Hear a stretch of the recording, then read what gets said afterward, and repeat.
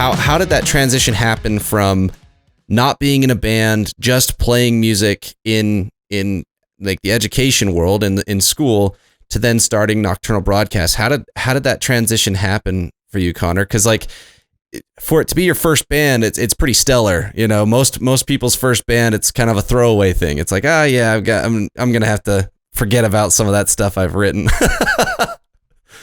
I mean, I didn't say the name of technically the first band that I was in. Oh, touche. I just no. I mean, at first it really was just a solo project. That was really like, I was going through some stuff after college, like a breakup, and just had graduated and didn't know what I was doing with my life, etc. And so there was a lot of like processing to do, and it was kind of just that moment of like, you know what, I'm gonna do that thing that I always wanted to do and was too scared to like commit to, which is like writing music, right, and recording. Yeah. And so I did that, and that's Nocturnal Broadcast. Self-titled was this like, it's okay, it's fine, right? Really me working through musically some ideas. Yeah. And then like several years later, I had another batch written and was kind of aiming toward doing the same thing, and then realized like I'd be much better off getting other people who are more adept at these instruments to play with me, right? Yeah. Which is like, that's how I found Annie first. I was like, hey, just come and record this. Like, learn these songs, record them with me. It's kind of all we're doing here. We did that for a while, that was for Pendulum Make, and then I knew Taylor a little bit.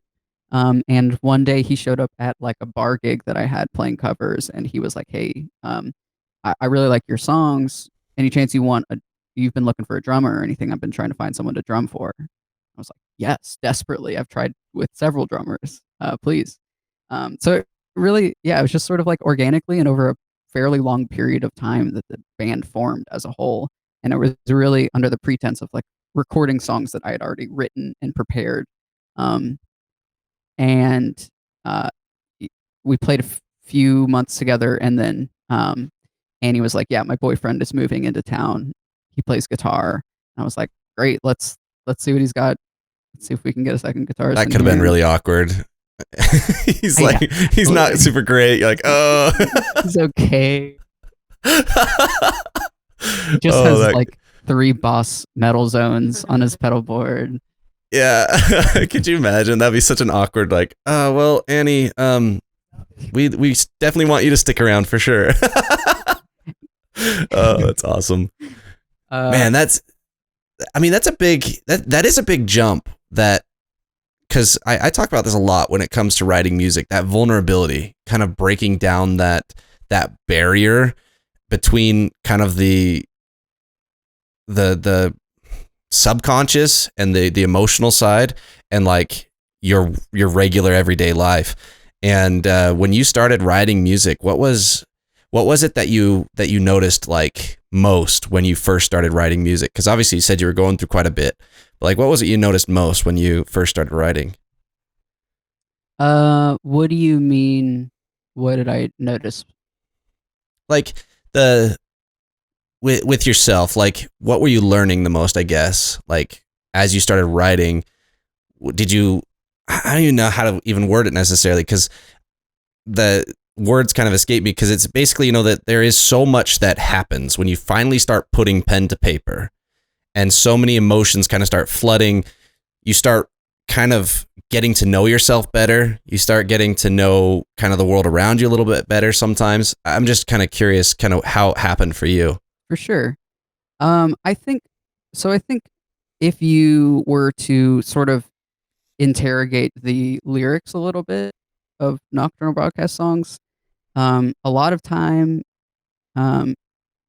it doesn't have the sort of like storytelling plot aspect to it that that I think of when I think of like Bob Dylan or Dolly Parton, right? The tradition of just like storytelling in song. Yeah, kind of folk I Americana type thing. right. I for whatever reason gravitate more towards like just introspection, but also it's a lot of just like unanswered questions in many ways. Um, so it's kind of hard to put a point on like what I've learned necessarily, but I think um, if you were to investigate lyrics, you would at least um, you would see the sort of like questions that I was like asking myself, Yeah.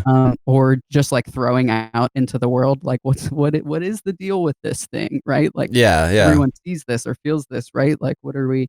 So I think it is a lot of that and a lot of like snapshots of emotion. Um, Mhm.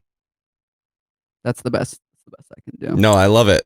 Now, like I said, for me, it was kind of like it was a question that came to my mind because a lot of times, when I talk to people, they've been writing music since they were 12, 13, 14 years old, and they've just kind of evolved the process over time. And it's just kind of been a part of who they are from the beginning. But for someone to be as talented as you and making music like you do, to start so late and kind of take that leap, it's a bit different. And so that's why I was curious because, that's, I feel like, obviously songwriting is a version of journaling, and it's so important to kind of get those things out of your head. You know what I mean? To just kind of purge yourself of some of that stuff, those questions, those frustrations, those confusions. It's so important to get that out into the world because you can kind of get clarity that way. Well, yeah, and I think like purge is like a pretty good word to use too, because in a lot of cases, the topics or like the ideas that I was sort of like ruminating on were just like things that, you know, maybe were just like driving me crazy a little bit. And in many ways, it's Yeah. like in writing it down, right? And into turning it into this other thing that is like a song, right? It then Yeah. becomes its own entity and it's outside of me in many ways, right? And so I can kind of like give it its like own mass and matter Yeah. elsewhere apart from me, right? Um, Yeah. That's a good way of putting it because that's obviously one of my favorite things about music is it's very special to the writer, but it's also special in a completely different way to the listener, right? Like it's something that can be shared mutually, but have completely different meanings to everyone who listens to it. Um, and yeah, and that's pretty magical. I think of people like Phoebe Bridgers, who like there's something very comforting and something very universal in their like specificity, right? Hmm. Their like individual experience for whatever reason, their ability to like articulate that almost makes the like experience for the listener more universal. I Yeah. don't know if that makes any sense, but I've always connected with people being like um, more and more granular about their particular experience, you know? Yeah. I mean, for yourself, like as you continue writing, do you find yourself kind of gravitating to that individually as well as you write your songs? Since that's something you resonate with other musicians? Yeah, I mean, I think that's always been sort of a natural. Um, I've always gravitated towards that, just writing Okay. like the introspection and like, um, you know, trying to really like investigate uh, whatever it is, the topic that I'm sort of dealing with, and like what that means for me, or whoever it is